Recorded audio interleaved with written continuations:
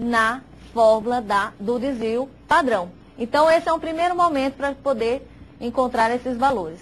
A gente já faz, primeiro, média aritmética, depois a gente vai verificar cada um desses valores menos a média aritmética, e depois esse determinado valor elevado ao quadrado, aí pronto. Nós já temos todas as informações para aplicar as fórmulas. Vamos aplicar? Vamos seguir então os slides. Então, a gente tem agora, pessoal, um exemplo sobre a variância, né? Nosso quarto exemplo da aula de hoje. Então, olha só, a gente já está aplicando as fórmulas, a nossa fórmula está aqui, somatório de xi menos a média elevado ao quadrado sobre n, a fórmula que a gente viu. E agora, olha só, o uso dos valores que a gente já tinha calculado anteriormente. Então, esse somatório, xi menos a média, né? Xi menos a média ao quadrado, naquela tabela anterior, a gente calculou. É o que está na última coluna, pessoal. Então, somando todos esses valores, a gente encontrou 180,4, como a Tereza falou. Então, o resultado vai ser 180,4 dividido pelo número total de idades, a quantidade total de idades observadas. Voltando, a gente verifica que são 10. Olha, a primeira coluna. São 10 idades diferentes. Então, é 180,4 dividido por 10. Vocês estão vendo aí, pessoal, que está 10 menos 1. Então, houve um errinho aí nesse slide. Na verdade, é 180,4 dividido por 10. Ok? 180,4 dividido por 10. O resultado, então, deveria ser 18,04.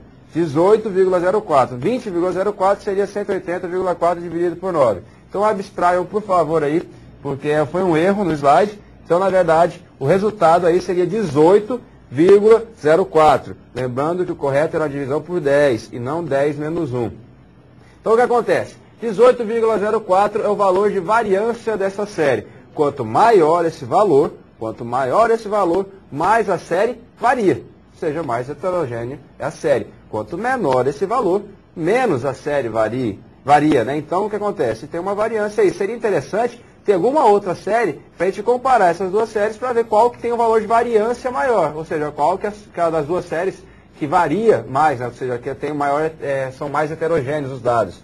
Ok? E a variância é importantíssima porque a gente precisa dela para calcular o desvio padrão, como a gente verificou nas equações. Então, agora, sabendo o valor aqui que a gente calculou com a variância, a gente pega o valor e vamos aplicar ele, então, no desvio padrão, não é mesmo, Tereza? Isso aí. Então, vamos lá, desvio padrão. Está aí a equação, a gente já conhece a equação, que é exatamente aplicar a raiz quadrada sobre o valor da variância. Aplicar a raiz quadrada sobre o valor da variância.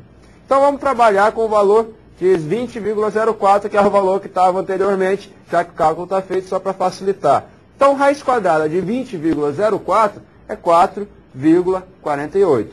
Pessoal, 4,48. Se fosse utilizar o valor correto, que era 18,04, tirar a raiz quadrada disso, daria mais ou menos 4,27, 25, alguma coisa do tipo. Seria um valor próximo, 4, alguma coisa. Então, o que acontece?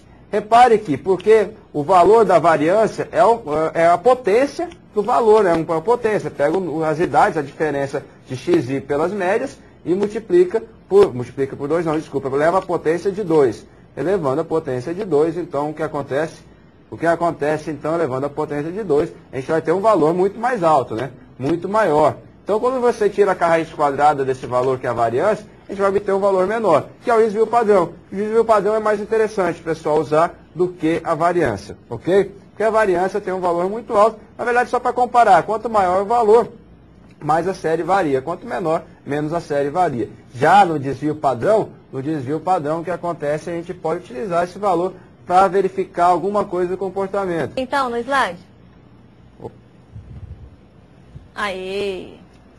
O desvio padrão de uma série será sempre um valor positivo, e quanto maior este valor, maior será a dispersão entre os elementos dessa série. Beleza, então já nós falamos sobre a amplitude total, falamos sobre a variância, falamos sobre o desvio padrão, e agora a gente vai conhecer a última medida de dispersão. Vamos ver ele primeiro qual é? Acompanha aí comigo. É o coeficiente de variação, que ela vai ser uma medida relativa de dispersão. Esse vai ser o grande diferencial dessa medida com relação às outras, porque a gente vai apresentar o resultado em termos percentuais, ela é relativa, tá?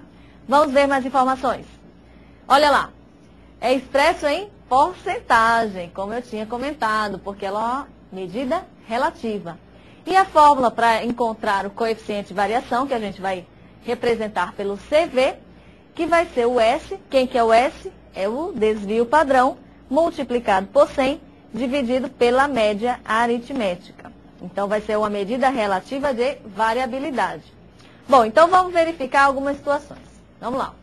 Quando que é esse coeficiente de variação? Em que situação que eu vou estar apresentando isso? Bom, ela é útil quando se deseja comparar, em termos relativos, o grau de concentração em torno da média de séries distintas. Bom, o que a gente pode pensar com relação a isso? Qual que é a grande vantagem de utilizar o coeficiente de variação? Vamos supor, eu tenho uma série de caixas de leite. Todas essas medidas aí são em litros. E também eu tenho uma série, ou seja, uma caixa aí de biscoito, e eu tenho essa medida em gramas. Bom, eu quero verificar qual é o grau de variação em cada uma delas. Bom, eu posso verificar só a questão do leite, eu posso verificar só a questão do biscoito. Mas a ideia do coeficiente de variação é que eu vou ter um valor percentual. E aí eu consigo verificar, por exemplo, se a variação é muito maior no leite ou com relação aos biscoitos. Ou seja, eu tenho aí medidas totalmente diferentes. Eu tenho um que é litros e outro que é gramas. Então, eu tenho um conjunto de caixas de leite e quero saber se realmente existe 1 litro de leite em cada uma dessas caixas. Então, eu vou verificar todas aquelas caixas, eu vou encontrar a média, eu vou encontrar o desvio padrão. Ótimo. Então, eu faço isso para a questão dos litros, no caso das caixas de leite.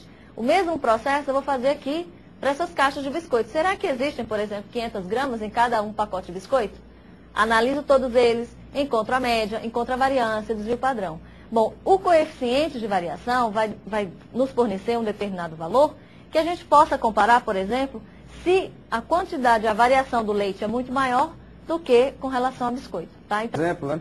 Suponha então que o acesso médio de homens em um mês em um sítio web, né, em um site, é de 3.500. Então, a gente sabendo, conseguindo diferenciar os acessos dos homens e mulheres, vamos supor que nesse caso os homens acessam 3.500 vezes no mês um website. O desvio padrão é de 900. E das mulheres a média de acesso é de 2.700 e o desvio padrão é de 1.100, né? Então o desvio padrão é de 1.100. Então vamos calcular o coeficiente de variação para verificar isso daí, pessoal. A gente já sabe a equação. Para os homens, coeficiente de variação, então vai ser o desvio padrão multiplicado por 100 dividido pela média. Lembrando que o desvio padrão dos homens é 900 acessos por dia, multiplicado por 100, que vem da própria equação exatamente para a gente trabalhar com porcentagem, no valor de 0 a 100, dividido então pela média. A média é 3.500, a média de acessos dos homens nesse website. Isso aí o que vai dar, pessoal? 9.900 vezes 100 é 9.000. 90 mil, né? 90 mil dividido por 3.500, né? Vai dar então aproximadamente 25,71%. 25,71% então é a variação, o coeficiente de variação, lembrando que é relativo, então por isso é o valor de porcentagem. Aproximadamente 25,71% é a variação, o coeficiente de variação do acesso dos homens, então, em relação a esse website hipotético. Para as mulheres, então, vamos aplicar de novo essa fórmula. Então, a gente obtém lá, a gente sabe que o desvio padrão das mulheres, de acordo com o enunciado, é de 1.100. 1.100 acessos, desvio padrão, multiplica por 100 para obter a porcentagem, divide, então, pela média. Então, olha só, 1.100 vezes 100 dividido por 2.700, significa que aproximadamente o valor, então, do coeficiente de variação das mulheres para esse website é de 40,74%. Então, o que acontece, pessoal? A gente tem um valor em porcentagem. A gente sabe, então, que em relação ao valor da média, os homens variam aproximadamente 25,71 acessos a esse website e as mulheres 40,74. Então, o acesso de homens nesse website é mais homogêneo, das mulheres é mais heterogêneo. Então, o comportamento em relação a acessar esse site dos homens é mais, como eu posso falar, uniforme. E das mulheres já varia um pouco. Então, pode ser de acordo com uma notícia, alguma coisa, sei lá, uma variável externa, na verdade, de interesse, então, por sexo aí. Então, olha só, com esse tipo